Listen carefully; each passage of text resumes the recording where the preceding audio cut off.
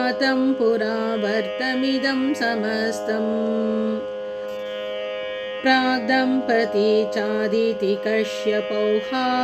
स्वकर्मदोषेण पुनश्च जातौ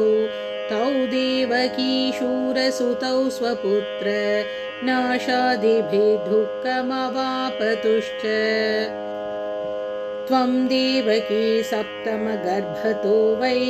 गृह्णन्त्यनन्तां शशिशुं स्वशक्त्या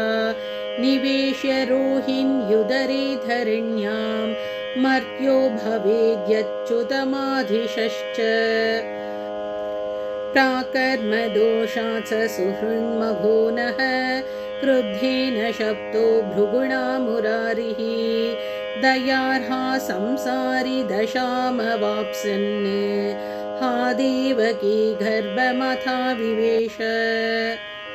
पूर्णे तु गर्भे हरिरर्धरात्रे कारागृहे देवकनन्दनायाः